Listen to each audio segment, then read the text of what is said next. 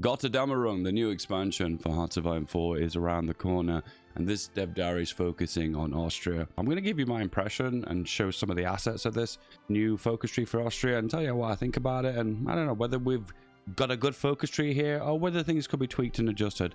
Let's have a deeper dive. So first off, the national spirits. Wow, we've got a lot of things going on. So political power and stability, which kind of work in tandem. You have the insurance, which just kind of cancels out the political power. Gives manpower, but you can't recruit an army, which we'll talk about later. And then the stability comes back. Recovering from the economic depression, which is interesting because like a lot of major powers are kind of immune to this, apart from, I don't know, USA. But little Austria, unfortunately, has to deal with that. And then also this one, the treaty. Cannot raise conscription beyond volunteer only. Units cannot be trained, disbanded, or have their templates modified. Scares me a little bit this because I'm feeling a bit of a Switzerland vibes. When you put so many restrictions on the player early on, the gameplay feels more railroaded. Now, I know probably what the devs are thinking is this is an anti-exploit tool. And I can understand from a dev perspective when there's naughty YouTubers that like to break their focus trees. So hence the reason why this exists. I would really hope, because there's so many things going wrong, that there's a quick opportunity to get rid of some of these. Usually the communist path, or any path that has a civil war, tends to get rid of them immediately. And then we also have Austro-fascism, which gives fascism and unaligned and stability. So you gain stability to have stability, and war support to lose stability, and political power and lose political power. For modders, I think if you're going to make a nation in Hearts of Iron 4, have a focus tree for it, try and focus on like two problems that the nation has, the two biggest problems. From a historical perspective, it's good that they've gone through every single issue that Austria's having. However, I think it adds extra complexity when it's not really needed. For me, personally, I would have gone with Austro-fascism and this treaty, because these are the two main ones really hurting Austria. Now, recovering from the economic depressions is a bit of a weird one, because you don't really have a big industry to begin with, so you're kind of putting the little guy down. Kind of makes sense when you're USA, but not so much when you're little Austria. And then when the focus tree is a little more simplified with like two main issues to fix, either a military issue or a political issue, you'd find that the focus tree is a lot easier to understand. That's just my personal take, and this is just a bit of advice for modders out there. This is kind of interesting. Can you see this? Facility construction speed minus 100%. Well, this probably is the special projects. So it looks like facilities that you build don't just occupy research, but they're also going to occupy a building slot inside of a state as well, which we'll talk more about in future when we focus more on facilities and special projects.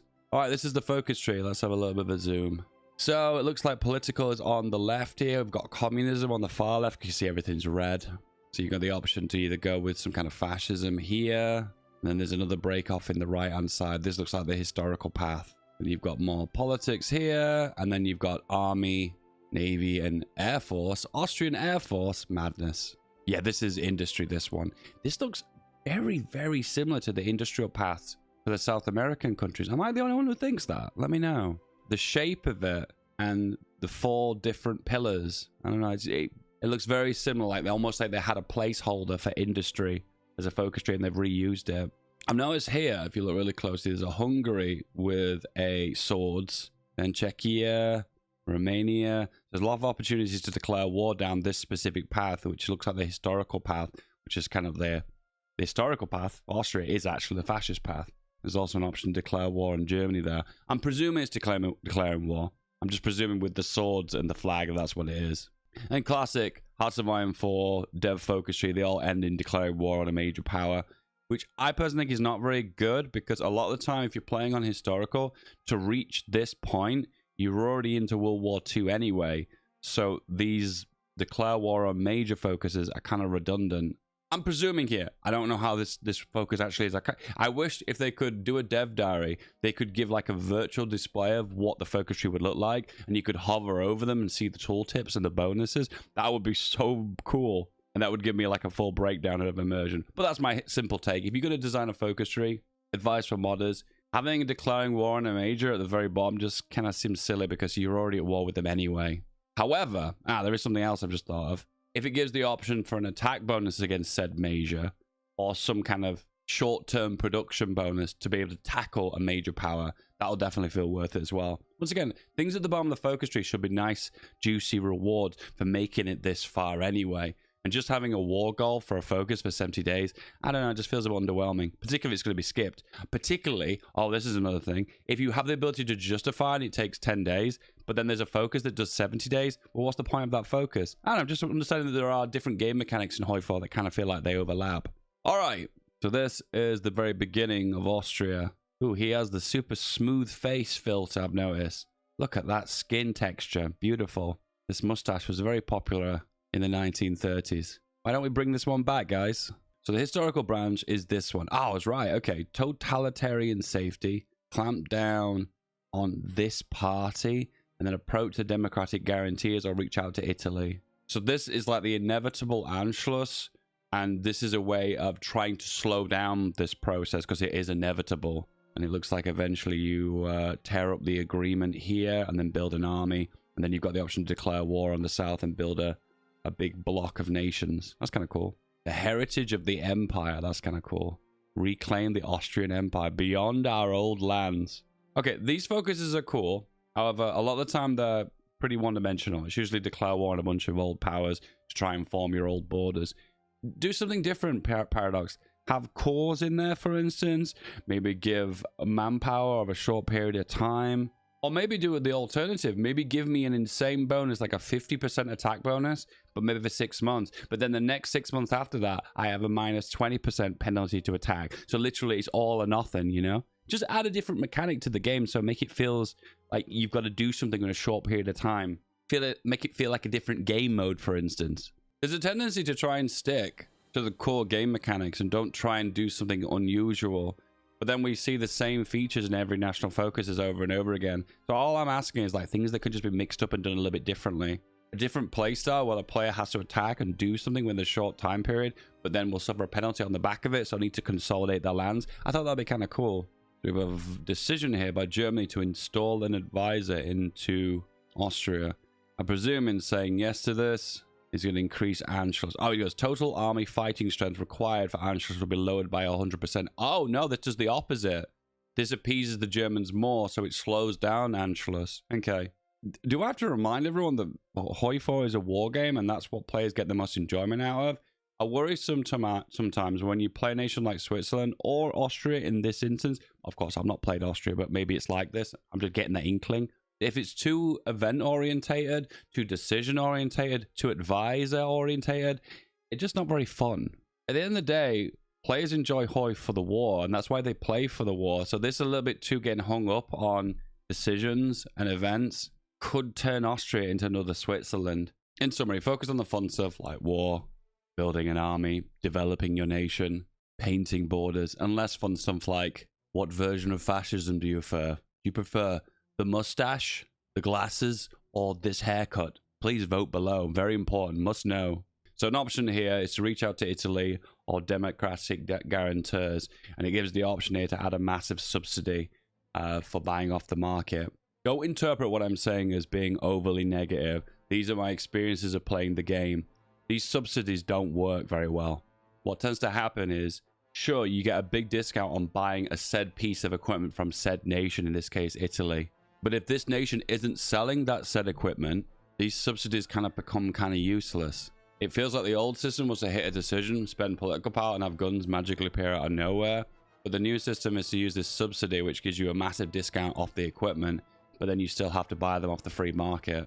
It's very important that the AI is told if there's a subsidy available, that's this case Italy, please put guns on the market for the player and make the AI prioritize doing that said thing.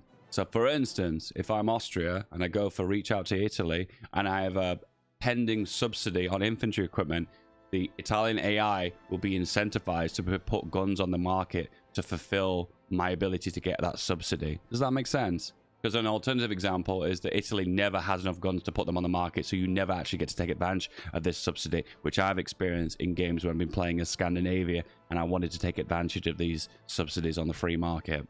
However, the guarantee here by Italy is big. And by the looks of things, you can go for both of these. So does this mean that the entire world could be against Germany at the very start of the game? God, that would significantly weaken Germany. Scary. Hug box. An opportunity to disregard the treaties, so to completely screw them up, or seek a rearmament. The difference between these two is going to be, do I want to disregard relations forever on the right side? On the left side, do I want to spend political power by boosting relations? High opinion of us. They're the two options. All right, the next part of the focus tree. So this is when you've moved past Anschluss. There's many opportunities to do damage and declare wars. Now, I love this, okay? Remember, HOI4 is a war game, and I always tell people who mod for HOI4 and make focus trees, focus on the war element. And it looks like if the game hasn't progressed much, which hopefully it hasn't, and you've got the option to declare war and seize land and blob out in the Balkans, listen, that's the most fun thing to do. And that is the reason why I love Death and Dishonor, because you've got so many smaller, weaker nations around you, and you have the ability to gobble them up and form a big block in the Balkans and actually have a potential to derail the major powers, for instance, and become a major power yourself. So my only wish and my only dream is these focuses are actually obtainable within 1937, so I can actually go on some conquest before World War II even begins. Because the problem is, if World War II's already started and all the majors are at each other's throats, these war goals are kind of pointless because I have to defend multiple borders anyway. This one's kind of interesting. The better German state. Austria becomes Germany. Hey! So here we go. Here is Anschluss. And it looks like you spend political power, get decisions to delay Anschluss. This kind of gives me a bit of a Spanish Civil War vibes, which isn't bad. I like the Spanish Civil War, even though a lot of the time it's quite complex as someone who's new at the game. And that's usually the biggest issue. Isn't it true? Every time you play the Spanish Civil War, you play it one time just to learn the mechanics, and then you play it a second time to actually properly play it. And if the system's too complex, that tends to happen from a player perspective. So state garrisons in Tyrol gives defense on core territory, local supplies, and enemy loses local supplies and divisions. So it looks like the path that they're going for is not buffing your army, but to weaken the enemy as well. Well, it's a combination of both, I suppose. My only dream for this is stop making all decisions about spending political power. Why can't we have some decisions that cost command power? Why can't command power be the resource? I feel like command power is the most forgotten resource in HOI4, and it'd be kind of cool if it could be used as military operations in this circumstance. And once again, speak out to the modders again. Please use command power. Give two options. One, an ability as a part of either decisions or focuses to give more command power, and then also have command power used as a resource for decisions. And then you've created a little economy as a part of your country then. Command power represents military high command strength, so you can represent as part of the roleplay. The monarchist path. So repeal the May Constitution and the legacy of the empire. Dubian Unity. I'm probably pronouncing that wrong. This is something that is quite popular in Kaiserreich, where it's kind of an economic union that can be dissolved or unified into a central state. So potentially this is some kind of like federation of Austria-Hungary, where this one is unifying the old empire. I want an Austrian empire. I don't want Austria-Hungary. I just want Austria, big fat Austria. I like this icon here. It has a bit of a retro feel to it. Reclaim Habsburg. That's cool. Now, of course, the monarchists also hate the communists, and it ends up here. Nice. Looks like we have the option to select what monarch we prefer. We have Habsburg, very popular among the community, and also Rudiger Sturberger. I like his name. And this one, he's more politically involved and he gives war support. Definitely the Habsburg one has better bonuses, though. Political power, something early game, is very important. Falls off as the game progresses. And recruitable power, depending on the nation you've been playing, can be effective depending if you need the manpower. Oh, I just spotted something here. What do we have here? What is this? And what is this? So it looks like research now has been split off into projects and research. It kind of looks like all they've done here is change the international market icon. As the Habsburgs gain more power, they also gain stability, war support, and unaligned. It's kind of like they've unified the two bonuses. Demand Hungarian submission, yada yada. You get the idea. To be fair, let's be real. Of all the paths Austria are going to do, it's going to be this one, isn't it? So if there were lessons learned from the past of focus trees that are probably not fan favorites, Switzerland, have focuses have certain outcomes. This idea that you wait 70 days and you're like, oh, that's a really good bonus, I can't wait to get it, just for it to pop up and not have the outcome you expect is really disappointing. So here's an example, let's say, the submission of Hungarian Submission, this one here. There it is. Demand Hungarian submission. Personally, I think the focus when you hover over it should say that if you have an army size of X amount, or I don't know, you've spent a certain amount of political power, this event will certainly annex Hungary, and it won't just be a flip of a coin decision. Especially when the outcome is when they say no, you can't really go any further from there. And at that point, well, I'm kind of stuck. I suppose that was an issue with some of the Together for Victory focus trees. Everything was a percentage chance, but we didn't know the back end of the code unless we had a modder friend who could look into it for us to know the outcomes of certain things happening. How many times as Canada did you ask for Newfoundland and Labrador just for the UK to say no, and you have like nothing to work with? I mean, I'm Canada, I've got a war goal on Britain. What can I do with that? So kind of signpost the player to let them know these are the outcomes of this said focus, and this is how to make it certain, and this is kind of how you can derail it and not make it certain, for instance. I don't know, something like that, you know. It's frustrating, I suppose, in HOI4 when you play a focus tree your first time to learn it. You're not really playing, you're just learning what everything does, and then you have to play it a second time around to actually kind of like really know the mechanics of it. It'd be kind of nice to play it one time the first time and understand how the focus tree works, not having to go through it a second time around. I don't know, just a suggestion. Extend our Italian claims. South Tyrol is Austrian. Do you agree in the comments? Let me know. This was like the Austrian-Hungary Empire path. The option to subjugate Romania, Hungary, and Yugoslavia. And it does actually make it clear here what things affect it. So military exercise on the border will increase it. Armed borders on patrol. Industrial bribery effort and Austrian-Polish Italian exercises. They're more likely to accept if you either have an active non-aggression pact with them. Days to rally in Poland. It costs political power. Ah, but why not command power? Come on. Come on. Command power. Don't forget about us. This echoes Poland a little bit. The idea that you put on a foreign monarch on the throne of a nation nearby, and these nations are unified under a personal union, and then I guess later on you can subjugate them. Oh look, reclaim Habsburg, that lovely icon, gives the ability to annex Switzerland.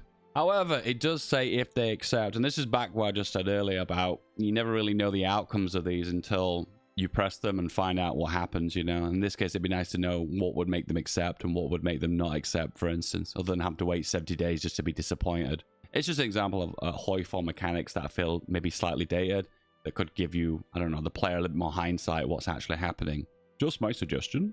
Democratic path. Probably going to be a path that people aren't going to favor particularly. Because the democratic paths have restrictions, like they're going to be able to declare war unless a nation has caused world tension. My advice to people who mod HOI4 or develop for them, give the democratic bonuses, particularly near the back end of the focus tree, some really good fancy bonuses.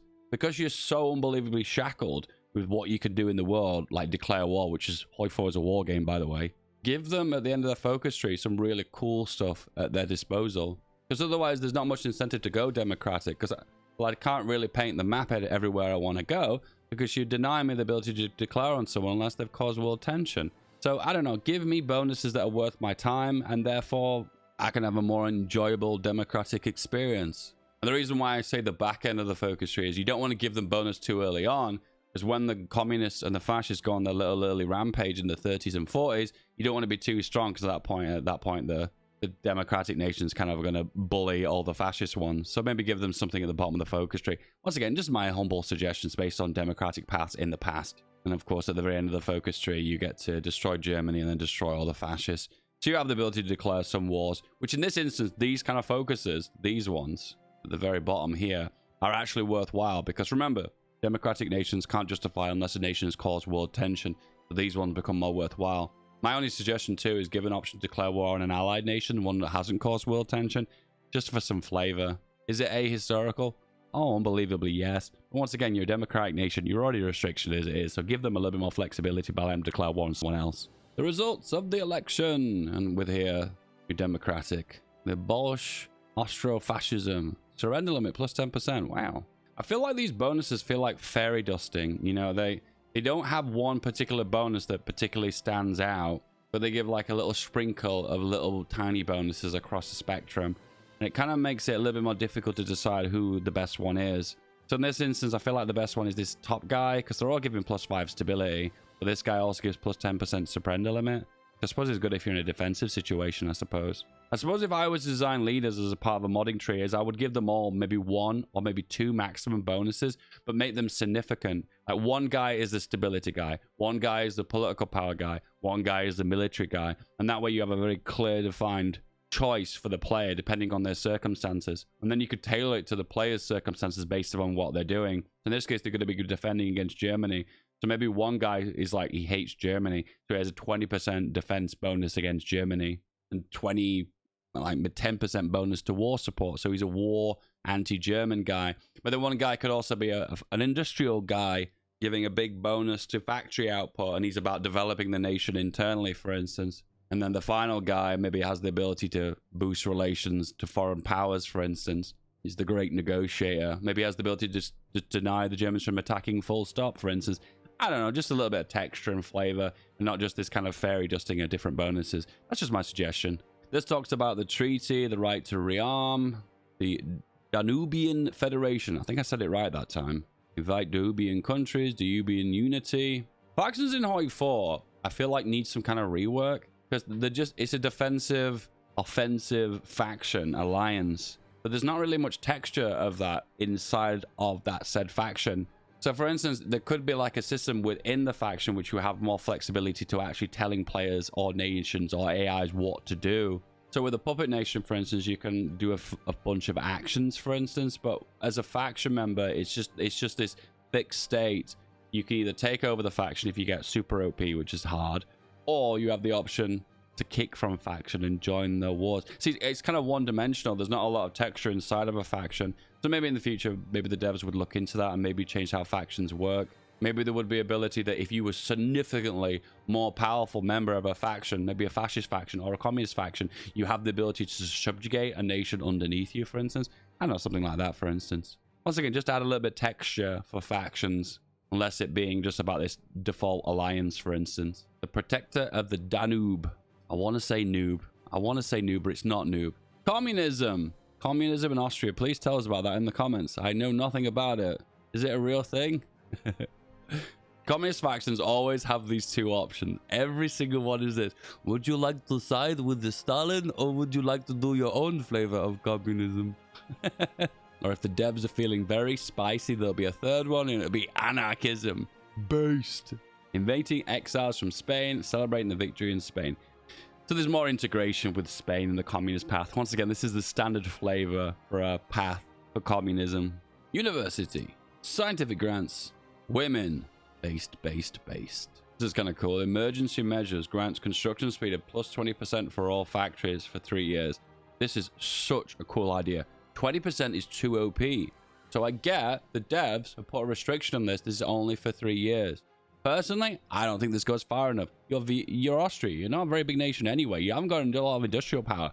Why not give them 50%, for instance? Remember, it's only for 3 years. When it's done and over with, at least Austria will be a major power then. I really can't like that kind of stuff, you know? I think the devs are sometimes too afraid to give 2 big bonuses, but have restrictions that come with it as well. Maybe you're more vulnerable. Maybe when emergency measures are currently happening for 3 years, maybe your army has a 10% penalty to defense or 10% penalty to attack. You know what I mean? Like, for instance, all of your industry is being prioritized into the industrial sector and the army is being neglected. So therefore, for the 3 years, you're more vulnerable, but you get to work on your industry. You know, like something like that. Like gives a little, takes a little. And here we go. The military and an industry, which once again, maybe it's this icon at the top here and the 4 individual branches, but this echoes to me some of the South American focuses. Maybe they've used a template, as mentioned before. The Austrians don't have an air force, but you can let them build one, and it's the same option, really. Do you want to go for foreign aircraft or domestic aircraft? And foreign is going to be something to do with the international market and subsidies. And as I mentioned to you before, that system doesn't work very right with the AI. Once again, the AI needs to prioritize putting planes on the market if you have a subsidy for it. And if they're not, like, I'm just sitting around with this subsidy and I can't even use it, so what's the point?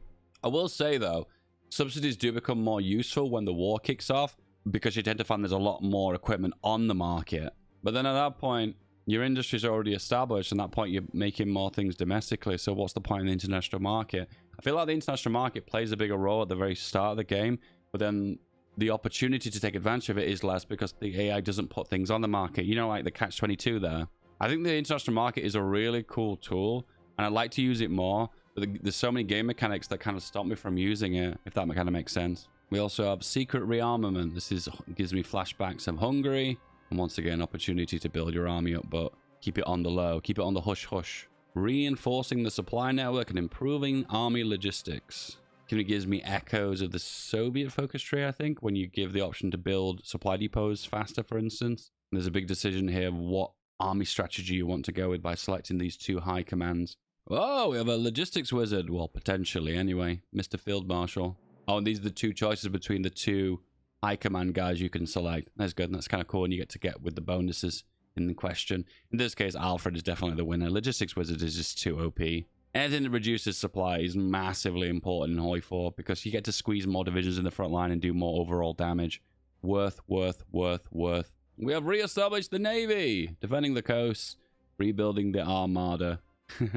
I like that they've focused on this. But you know, the big issue with this one, right, is that the bonuses going to be here big enough to be worth your time to establish a Navy that's going to make any kind of real impact to the war? Suggested before, but why not have an option to almost like disable your economy completely, but you get like an absolutely massive bonus to industrial output for dockyards? Maybe increasing the production by like 100%, but then it eats up to 50% of your consumer goods, for instance. So a way of kind of like super prioritizing your nation towards a certain goal, like building a navy. And that way, I suppose you can actually have a navy as Austria and enjoy it with not feeling like you have to catch up to the world, which kind of is the whole point. But I will say another thing too. One of the fun parts of HOI4 is building up from nothing to something. So I don't know, something like that gives the player the ability over a short period of time to disable their economy and focus purely on their navy. I think it'd be kind of cool. Just an option to add that flavor and that short-term bonus over that period of time. And here we have the Austrian horseman with sword. A little bit out of date, but it still checks out. We have Austrian planes as well flying over the Alps. Beautiful. Guys, if you want to check out the expansion pack, click on the link in the description. Buying the expansion pass 1 early is significantly cheaper than buying them individually. I think you can save up to about 20%. Plus, there's some other DLCs in that link that are special. You can gain up to 50% off for other older expansion packs as well. Click the link in the description below, boys, and take advantage of the new expansions and save a lot of money. Oh, it is 20% cheaper. There you go. Wow. So you can either be a big dum-dum and buy them individually and pay more, or save 20% and get it in the description below. Wow. Next week, they're going to talk about special projects. If you want to tune into that, don't forget to subscribe to the channel.